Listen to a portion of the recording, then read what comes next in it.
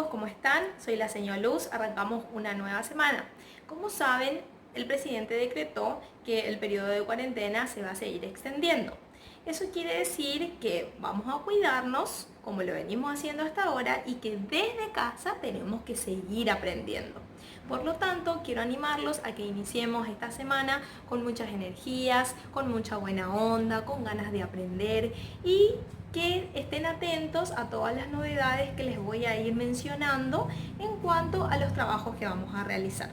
Quiero animarlos a que sigan trabajando de la forma que lo estén haciendo y decirles que estoy súper contenta porque han realizado muy buenas tareas, muy buenas devoluciones, así que sigamos adelante, empezamos la clase de hoy. La semana pasada escuchamos un cuento muy terrorífico, ¿sí? Pero yo también les enseñé que el mismo no era real, que era ficcional. Aprendimos a diferenciar los textos ficcionales de los no ficcionales, ¿sí? Y les mencioné que los cuentos de terror son ficcionales porque son producto de la imaginación de un autor, pero también tienen elementos específicos que sirven para poder diferenciarlo, distinguirlo de otro tipo de textos, ¿sí? Así que hoy vamos a aprender cuáles son esos elementos, esas características específicas de los cuentos de terror. Presten mucha atención. Como les dije, el cuento de terror tiene determinados elementos que los diferencian de otro tipo de cuentos, ¿sí? Como por ejemplo los cuentos maravillosos o los cuentos con aventuras de animales, los cuentos realistas, hay muchos tipos de cuentos. Muy bien, como por ejemplo el tema. El tema en el cuento de terror se basa, como ya les había anticipado también, en los más antiguos temores del ser humano. Yo les había contado que el autor elige exclusivamente los temas que al ser humano le dan miedo, como por ejemplo el temor a la oscuridad, a lo desconocido o a lo sobrenatural. En relación al lugar, los lugares donde ocurre ese cuento que estamos leyendo son por lo general solitarios, tenebrosos.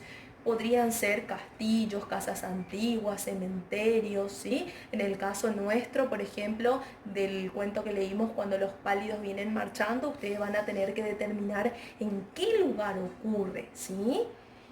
Y se producen hechos fantásticos, o sea, hechos no reales. Todos los personajes que ya aprendimos que existen, los personajes protagonistas y antagonistas en el cuento, estos son ficticios, o sea, producto de la imaginación del autor, como por ejemplo fantasmas, muertos vivientes, seres terroríficos, así que ustedes van a determinar también qué tipo de personajes crea el autor en este cuento. La atmósfera de misterio. ¿Qué quiere decir? Es el clima de misterio que se tiene que mantener desde que empieza hasta que termina el cuento para que sea de terror. ¿Qué puede involucrar esta atmósfera de misterio? Puede involucrar la oscuridad, presencias inesperadas, pasillos largos, ruidos, tormentas, objetos extraños. Misterio, lo que van a hacer ustedes es determinar, identificar en este cuento que leyeron qué espacios utiliza el autor, qué elementos utiliza el autor para crear esta atmósfera de misterio, este clima de misterio, de suspenso que nos hace tener miedo, ¿sí?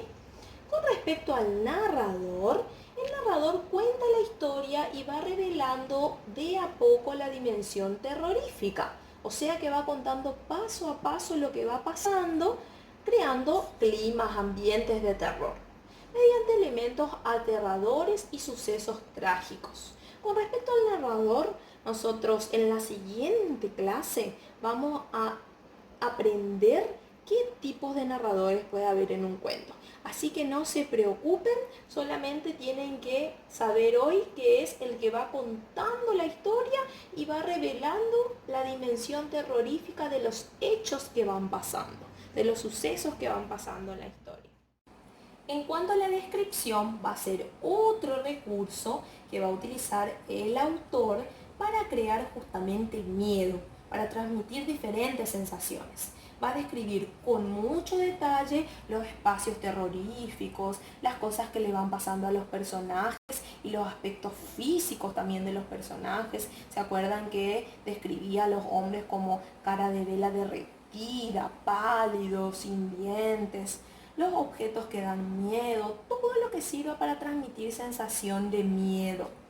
Y en cuanto al orden cronológico, ustedes ya saben que los cuentos se caracterizan por tener una estructura bien determinada que presenta un inicio, un nudo o problema, donde ocurre un conflicto, y un desarrollo y una situación final, ¿sí? Así que ustedes también van a tener que determinar los diferentes momentos de la estructura narrativa, ¿sí?